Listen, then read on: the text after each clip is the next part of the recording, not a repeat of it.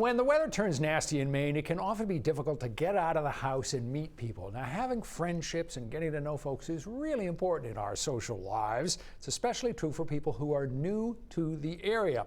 Even though the goal may be to meet people and get together with them in real life, sometimes technology can help with those connections. To help us navigate the sites and apps that might offer some guidance here, we turn to our tech guy, Rich Brooks from Flyte New Media. Thanks for coming in. Good to have you here. Always good to see you, Rob. So if using apps and so forth to try to make new friends and so forth is what we're going to do, let's make it clear from the start. We're not talking about dating apps here, right? No, that's a different show. We're talking about apps that help with platonic friendships.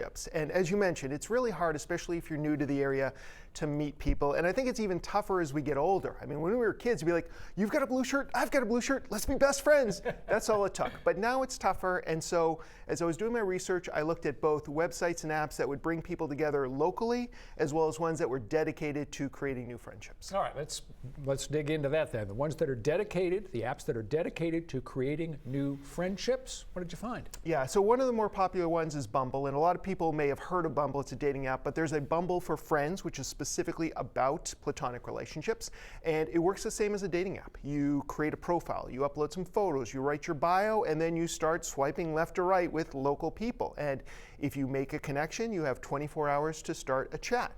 And that's just one of like dozens of apps in that space. There's another popular one called Yubo, which works the same way, but it's got a video conferencing app built into it, and this is supposed to cut down on catfishing, which is when people pretend to be somebody they're actually not.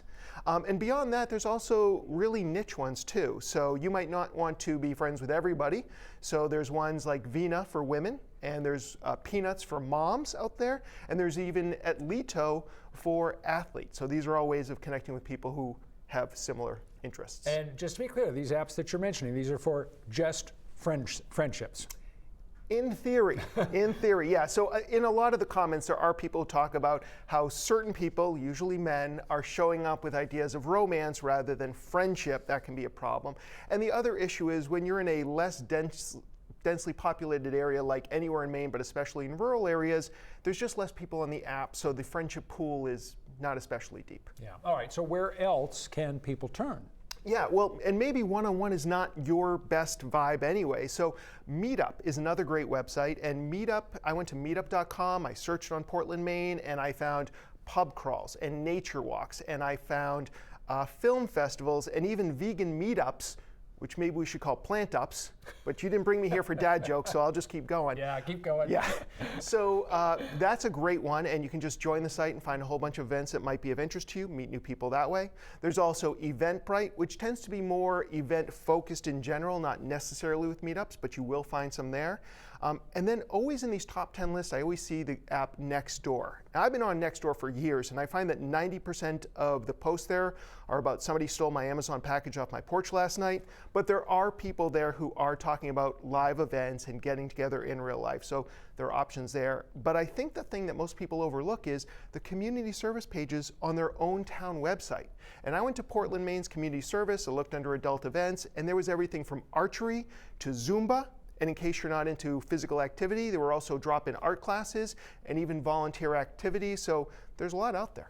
Speaking of things that are really kind of right under people's noses already, how about social media apps that people already have and might be using? Yeah, so I went to Facebook, and if you go in there and you look in the events column, the algorithm already knows certain things about you, so they're going to pull up local events that are probably in alignment with you. That's a great opportunity.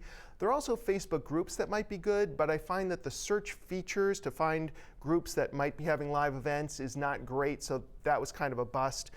But going over to Reddit, there are a lot of subreddits, aka discussion groups, that are focused on Maine. There's one for all of Maine, there's one for Aroostook County, there's one for Portland, there's actually two for Portland, Maine. And although the conversations cover a wide variety of areas, a lot of the conversations will come up and talk about things that are going on locally or people suggesting meetups in real life. So there are some opportunities. I know it's tough to meet new people. I know Maine can be tough in the wintertime, but I think if you invest a little bit of time into these resources and put yourself out there, you'll be in better shape. Yeah, it would be nice if the technology could bring people together and create friendships rather than pushing them apart. Absolutely. All That's right. how you use them. Great suggestions. Thank you, Rich. We appreciate it. All those ideas that Rich has mentioned, you'll find in the 207 section of our News Center Maine website or app. And stay with us. We'll return right after this.